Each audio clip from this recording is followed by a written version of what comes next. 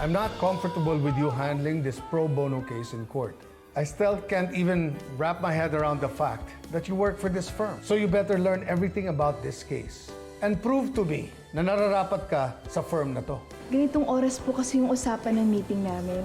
Nagsabi po ba siya kung saan siya pumunta at kung anong oras babalik? Hintayin niyo lang daw siya dito. May pinuntahan lang yung saglit. Ano ba ginagawa mo? Kinukuha ko lang yung akin! Gusto niyo ba mag-file kami ng protection order? Tinatakot niyo na yung bata sa ginagawa niyo! Tapos!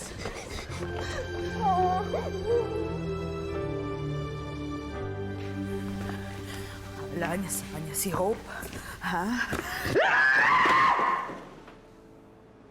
Mrs. Ozdemir?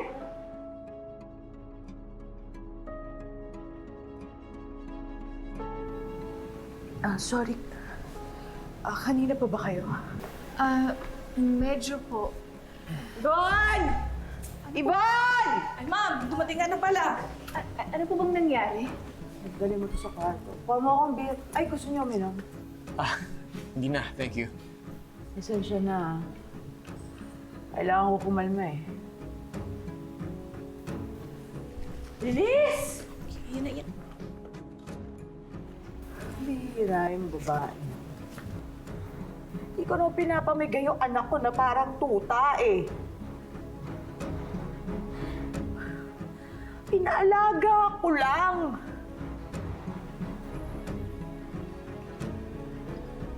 Pinapaalaga ko lang. Attorney, siguraduhin niyo ha. Mababawi niyo yung anak ko ha. Gawin niyo lahat. Kailangan mabawi niyo yung anak ko. Kailangan ko si Hope.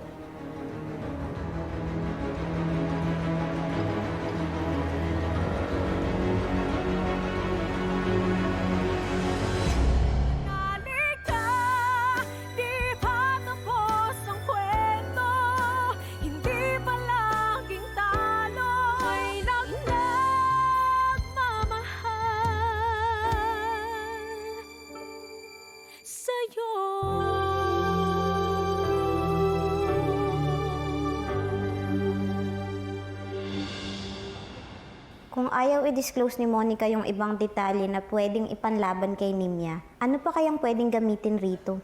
Ayos ah. Sipag ah. Sabag mo na yan. Ito, para lalo kang magkaroon ng energy, ha? Sige, sige, pagbutihan mo. Kaya mo yan. Salamat po.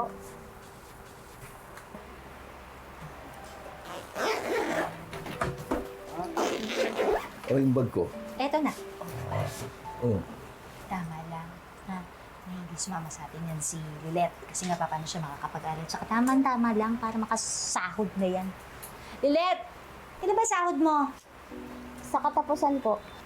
Diyos naman, hindi mo lang umabot sa birthday ko. Pangako po, pag sumahod na ako, magbibigay po ako.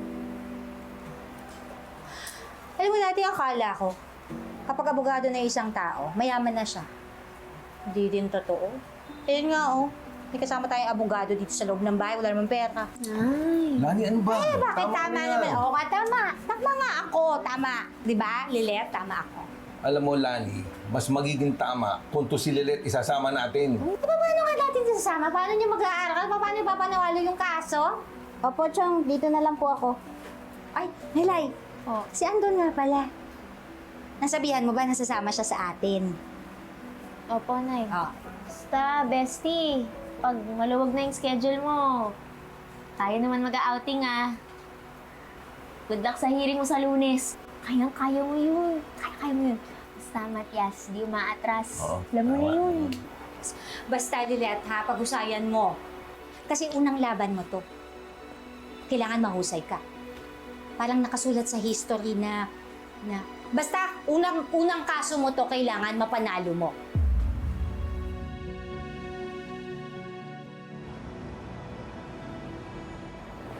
Nag-call na ito lang ako gabi para makahabol eh. Tanggap mo ba yung email ko regarding strategy sa cross-examination kanina madaling araw? Oo, natanggap ko. Eh, kung nabasa mo din yung case files, pareho naman tayo ng gustong mapalabas sa cross eh. Pero maganda yung mga additional suggestions mo. Iisip ko lang, baka pwede akong mag-cross mamaya para naman makapag-practice ako. Practice, attorney? na-appreciate ko yung enthusiasm mo simula nung pina-assist ka sa akin ni CRD. Pero totoong kaso na to eh. Kailangan seryoso at paghandaan. Kasi kapakanan ni Hope yung nakasalalay dito eh. Hindi ikaw na handa. Para namang papanalo natin tong kaso. Lahat naman ng kasong papahawak sa akin. Ngayong associate na kita sa kaso, wala kang choice kundi ang maniwalang nasa panig natin ang batas. Kung noon wala kang bilib sa akin, ngayon pareho tayong walang choice kundi ang maging magkakampi.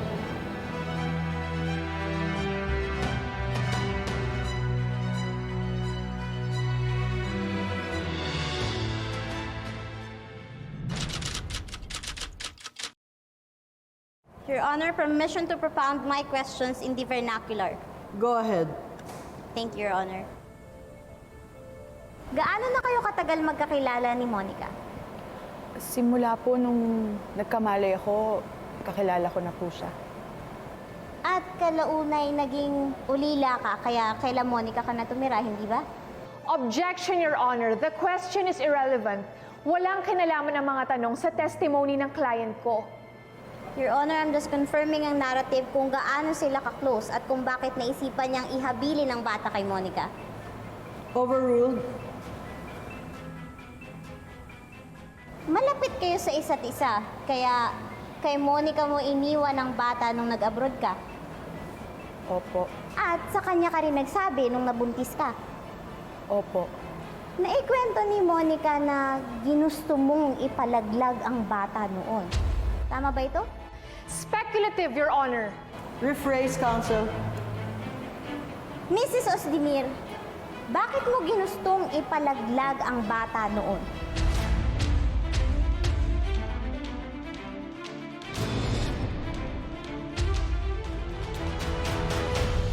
Ano ba? Tumigil ka na nga? Ano ba? Ba't ba nakikialam ka? Ang dami mo nang naiinom. Masama to para sa'yo dyan sa bata. Mawala yung amat sa ba't ba? Gusto ko mawala yung lahat ng problema ko. Saka to. Ito! Tumigil ka na nga! Mabuwasak na yung sarili mo! Tama na! Nimya! Umuwatong gawin sa sarili mo! Nimya, ano ba? Tama na!